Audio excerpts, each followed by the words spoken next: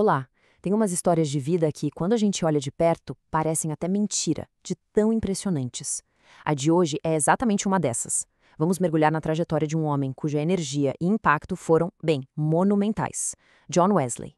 O que ele fez em vida beira o inacreditável. Vamos conferir isso juntos. Para a gente começar a ter uma ideia da escala dessa vida, vamos olhar para alguns números. O primeiro é esse aí, 40 mil. Esse é um número estimado de sermões que John Wesley pregou. Para colocar em perspectiva, isso é como pregar 2 vezes por dia, todos os dias, por mais de 50 anos. É muita coisa. Agora, segura esse segundo número, 7 mil. Essa era a distância em quilômetros que ele viajava todo santo ano. E o detalhe mais importante, a maior parte disso era no lombo de um cavalo, numa época sem as facilidades que a gente tem hoje. Uma dedicação que realmente impressiona. E para fechar essa conta, 50. Por 50 anos ele teve a disciplina de acordar às 4 da manhã para poder pregar às 5. Juntando tudo isso, a gente começa a pintar o retrato de uma vida quase sobre-humana, né? Então, a grande pergunta que guia a nossa conversa é essa. Quem era a pessoa por trás desses números tão absurdos? O que formou esse homem e o que o levou a viver uma vida com um impacto tão gigantesco? Ok, vamos mergulhar nisso agora. Para entender o homem, a gente precisa voltar para o começo, claro. Nossa primeira parada são os anos que o formaram, começando lá na sua cidade natal. John Wesley nasceu em 1703 e olha só, ele era o 15º de 19 filhos. A mãe dele, Susana, foi uma figura essencial, uma mulher de uma fé muito profunda que ensinou para ele as escrituras desde pequeno. Já na universidade, em Oxford, ele era super sério e um líder nato, tanto que foi um dos fundadores do Santo Clube, um grupo de estudantes bem dedicados à vida espiritual. Mas toda essa formação intelectual e disciplina eram só o começo da história. O verdadeiro ponto de virada na vida dele aconteceu bem longe de casa, numa viagem pelo Oceano Atlântico que mudaria absolutamente tudo. Ele e o irmão, Charles, foram enviados como missionários para a colônia da Geórgia, lá na América. E durante essa travessia, o navio foi pego por uma tempestade violentíssima. O medo tomou conta de todo mundo e foi bem nesse momento de crise que Wesley viu algo que o marcou para sempre. No diário dele, ele escreveu sobre um grupo de cristãos morávios que estava a bordo. E o que chama a atenção é justamente a observação dele. Enquanto o pânico era geral, os morávios mantinham uma calma, uma confiança que parecia inabalável. Ali, ele percebeu que eles tinham um tipo de fé que ele mesmo não conhecia. E aqui está o ponto-chave. Foi aí que a ficha caiu para ele. Wesley percebeu que a fé dele até aquele momento era muito mais teórica do que real, vivida. A fé de verdade, ele viu ali, não era só acreditar em algo, mas ter uma paz que vai além do medo e do caos. Essa descoberta mudou o rumo da vida dele.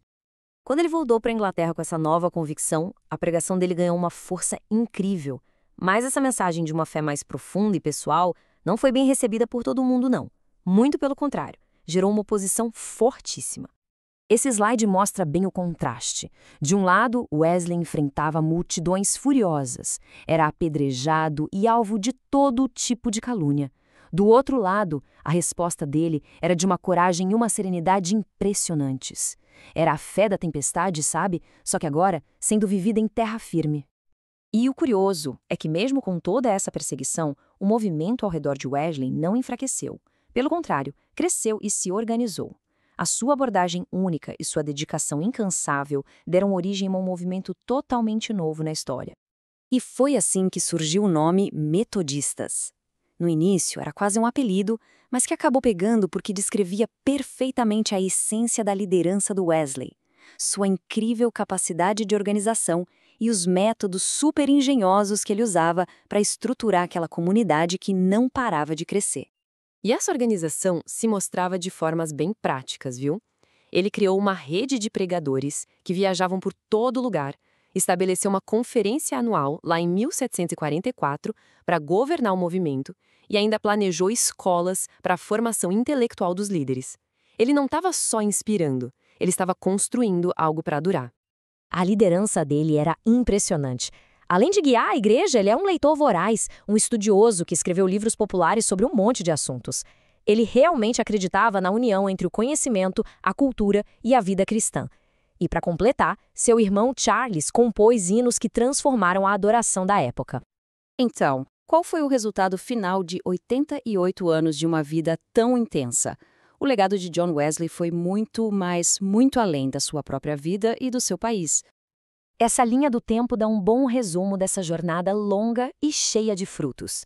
Do nascimento dele em 1703, passando por aquela viagem transformadora à Geórgia, até a criação de uma estrutura sólida e sua morte em 1791, cada etapa foi marcada com um propósito muito claro. O impacto dele foi enorme. Muitos dizem que ele reavivou a própria Igreja da Inglaterra, que ele ajudou a elevar espiritual e socialmente as classes mais pobres, e a influência dele cruzou o oceano até a América e se espalhou pela Europa. Um verdadeiro agente de mudança global. Isso tudo nos leva à nossa reflexão final.